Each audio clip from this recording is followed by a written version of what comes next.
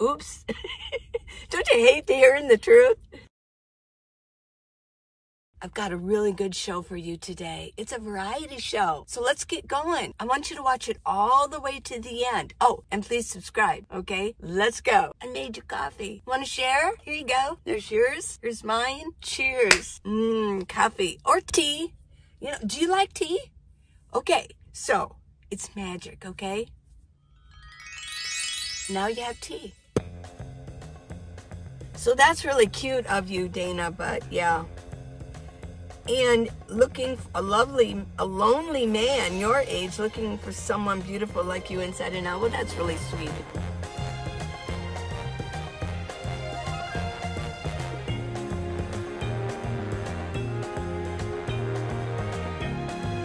Here's a comment from Rick Cooper. Hi, Rick. In these ever-changing times, I've seen a dramatic increase of vehicle dwellers all around me. This mobile living movement is a real thing, and no matter what cities do to try to stop it, it's coming. People just can't afford what was the American dream anymore, and they're discovering the freedom of this new American dream of owning less and living more. The hippies were right. Right. I was kind of a hippie. Just think of all of the 30-something kids that could finally move out of their parents' basement if they knew about our lifestyle. I sure wish that I knew about vehicle life when I was young. I would have never wasted all that time and money on real estate. Why buy a house when you can rule the world? The view from my front porch, my windshield, is amazing, and it changes every day. Right on, Rick Cooper. I know. I feel the same way. I do get pushback every once in a while on comments from people who have never heard of this lifestyle before. But this has been going on a very long time. And they say this is not the way it's supposed to be. And I do have another letter I do want to read you on that. But anybody who has actually done this lifestyle, and they did it on purpose, they weren't forced into it, their attitude is so different. We love it. When we did it because we wanted to, we did it on purpose, yeah, it's a whole different attitude. Now, I do mention to people who say that I hate it. I lived it and I hate it. And I hated it and I quit, got another place. You know, if you do have to live in your vehicle because you can't afford housing, you've been priced out of it like so many of us in all age groups. But I do mention that senior citizens are the fastest growing demographic that are becoming homeless and are moving into their vehicles. It's the seniors because we're on fixed incomes. And, our pay, the minimum wage goes up, but we're fixed. Our Social Security or pensions or whatever are still remaining the same. If you're going to remain bitter because you had to do it, you're going to have a miserable end of your life. But if you can change it and organize yourself, and which I really do recommend getting the book, How to Live in a Minivan, the Minivan Leeway, because there's so many suggestions on how to make it comfortable and stylish and livable. I love my minivan. I mean, I really do. People say, oh, you're just fooling yourself or you're leading people into the wrong lifestyle. No, I really do love it. I mean, I have everything I need in here. And it's just, I can hunker in here and I can write in the afternoons. I can film. I can edit my videos. I can watch a movie on my phone. I can lay down and take a nap right here. Put my pillow here and lay down, yeah. So I have an announcement to make, da-da-da-da, okay? I have completed, and it's now on sale on Amazon.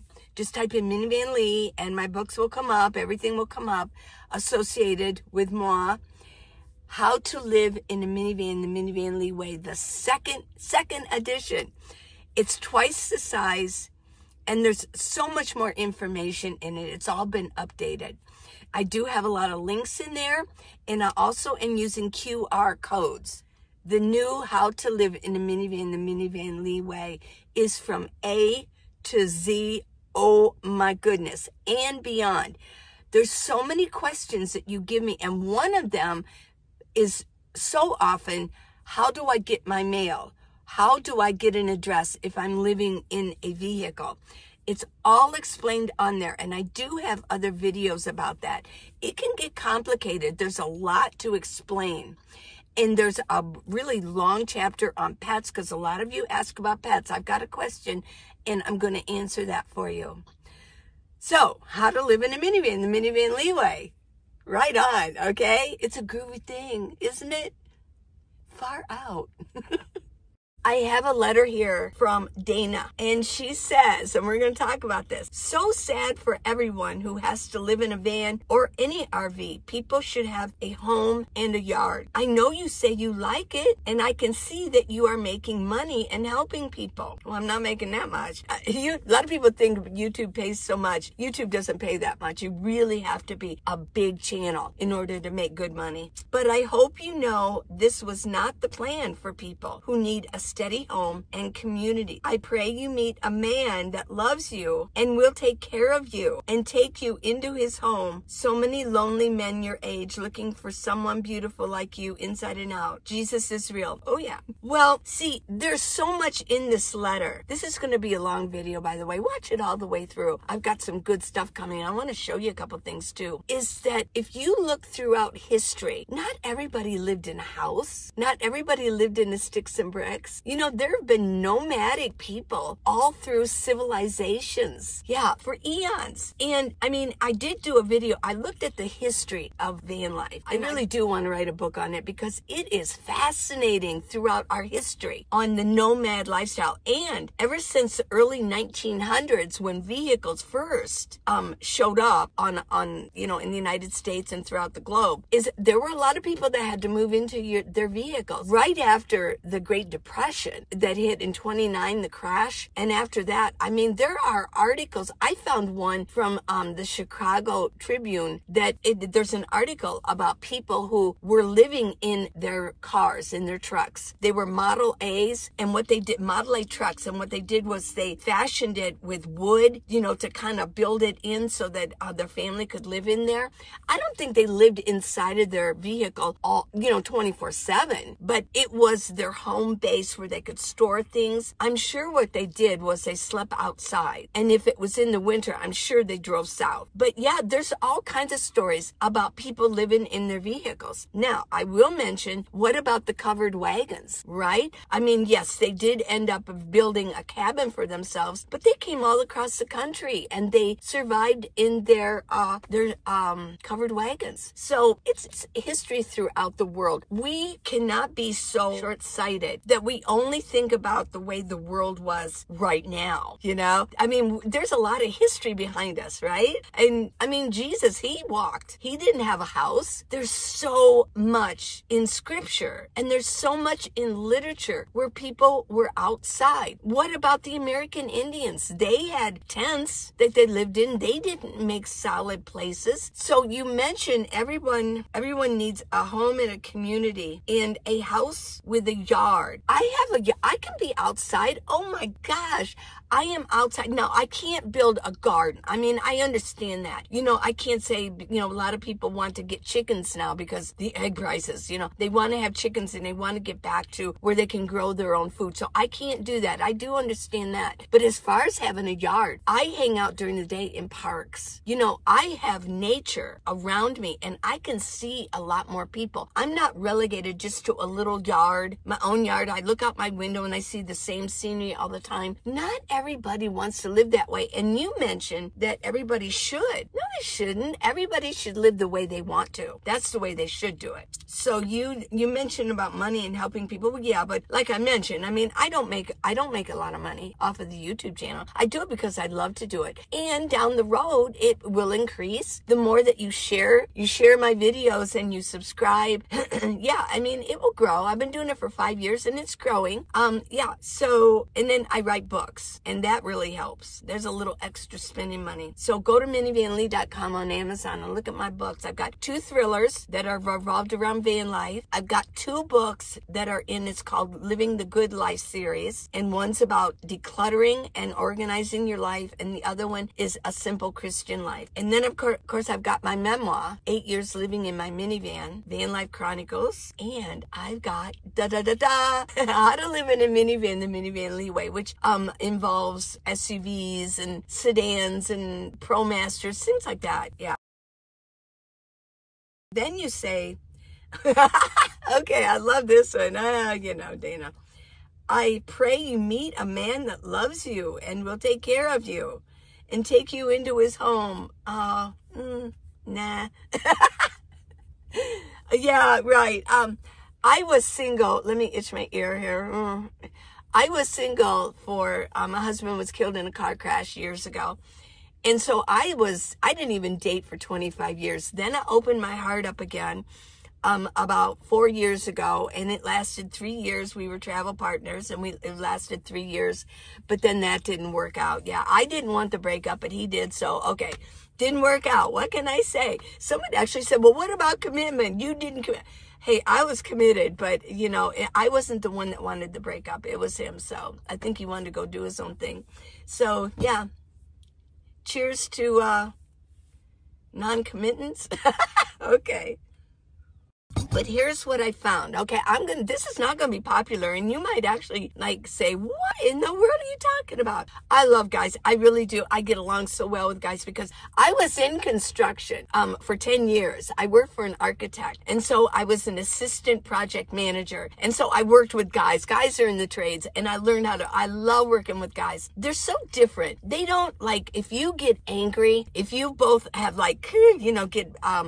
have a confrontation, it's so easy with a guy, the way guys are, if there's you're a jerk, and then they don't use the word jerk, right? And you can say, oh, well, F you or whatever, and then after work, they go have a beer together. Whereas sometimes females, we stay angry for a very long time, and we, and kind of revengeful. That's what I've seen. I love women too. I mean, you're my sisters, right? But it can be different, trying to deal with that. But guys, yeah, well, so I love guys. I mean, my point was I love guys. I really do. I get along very well with guys, just hanging around buddy-wise. But as far as relationships, I don't think so. In my age group, here are a couple realities, okay? One is that if you do get together, even if you get married and the man passes away, the children will come after you and they will want everything. So getting married sometimes isn't even, it makes it difficult. You could be with them for the last 10, 15 years of their life, and you could help take care of them. But when they pass away, if they own anything, the children are going to come and take it. They really will. No matter what, they will contest the will and they will take it. And you don't know whether he put you in the will at all. So yeah, you could say, well, you got to love them and you got to be with them. I don't think that's fair. Number 2 is a lot of times older men my age, I'm 71, and dating somebody 70 or above, which is the only way I would ever go, is a lot of them, they know their time's getting short. It's the truth. This is not popular. I'm so sorry, guys, but this is true. And a lot of times you might even do it unconsciously. You're looking for a hospice wife. I'm sorry, but it's the truth. Have you ever heard of that term? It's the truth. I mean, yeah, it's a reality. And so gals, we've been keeping ourselves healthy. We've been doing what we need to do and with our life. And a lot of times the men my age, back in the 60s or 70s, they really didn't overly take care of themselves. Not the way guys do now. And yeah, so if you want to do that, I mean, if you're led by God to do that, hey, go for it. But, and then you become a hospice wife. And then what happens is then the children come after you and take whatever they want to have their way with.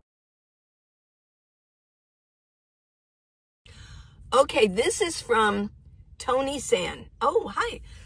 Hi, Lee. Long time no hear. I've been struggling with an empty feeling after my best friends and relatives passed away lately. And just 3 days ago, my beloved pug also died. I had a pug once too. They're so cute, aren't they?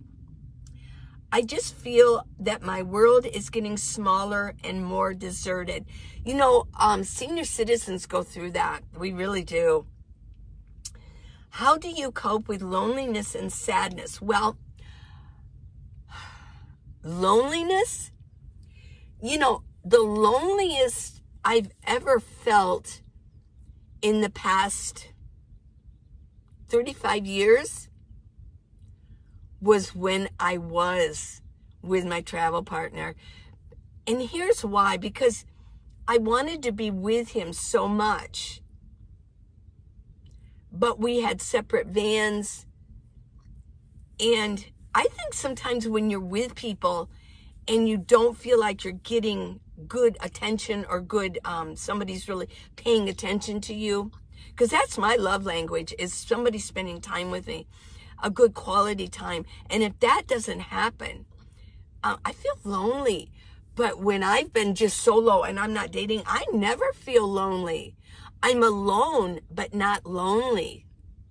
And the saddest I've ever felt was when he split up with me, that we split apart. I was so sad for a year. But before that, I didn't feel sad. So as far as I'm concerned, I don't ever feel lonely in this lifestyle. I really don't. I've got friends online that I talk to all the time. I've got my family that I talk to. I can walk around the park and I can strike up a conversation with anybody, including homeless, as long as they're not dangerous. You know, I get a lot of discernment, you know, from God. And if I feel like, ooh, you know, yeah, I don't approach. But there's a lot of homeless people here who they need somebody to talk to every once in a while too. Not for hours and hours, but to go up and maybe strike a short conversation. So I don't feel lonely. I really don't. Let's move on. Being on the move means bumping into new people and leaving them behind straight away as you continue your journey. Well, I'm not always on the move. I'm really not. I don't do a lot of traveling anymore. I've mentioned that I only really go a couple different places. In the winter, I have my winter spot in the city, and then the summer I go to my summer city. And when I go back up north in higher elevation, there are people there that I know and I will talk to, and I'll meet new people. Every year I meet new people. But you know, here in Tucson, I have friends here, so I'm really, yeah. I mean, I can be with them if I want to, or I don't have to be with them. I have friends online. I have a couple gals, or 3 or 4 actually, who we will leave messages for each other, and when the other one gets it, we don't have to quick answer right away. We have this understanding that when we get to it, then we'll answer it. And you know, there's no pressure, but it makes me, I feel I'm connected. You have to be plugged in, right? So I don't ever feel like I'm leaving things behind. And so how do you cope with that? Thanks. Yeah, well, that's how I cope with it. I am a busy girl. Every day I'm writing. In fact, I just started a new book, and so I'm writing every day. I usually spend my time writing in the afternoon, because pretty soon it's going to start, and it is actually starting to warm up. In the afternoons, I spend writing. So yeah, I'm a busy girl. Thanks for spending a little bit of time with me today. Your time is precious. I understand that. So it really does thrill me that you want to spend this time with me, even if it's just 20 minutes, 30 minutes. Yeah. So I appreciate you. I appreciate you guys so much. And I do love you. Please subscribe and give me a thumbs up. I really appreciate it. And I've got books galore now. I've got 1, 2, 3, 4, 5, 6. I've got 6 books and more coming. 2 thrillers, 2 living the good life in the series, and 2 mainly just information about van life. 8 years living in my minivan, Minivan Chronicles. That is such a good book. I know you're going to love it. It was fun writing. 3 of these books I started working on last summer. And so I just finally got them all finished up and published. And then the second edition of How to Live in a Minivan. It's got everything in there that you could possibly want. Now, it is all updated, and I've been doing this YouTube channel for 5 years now. So a lot of your questions and answers are in there. Okay, so I love you guys. Yes, I will see you tomorrow, okay? Okay. Mwah. I love you guys.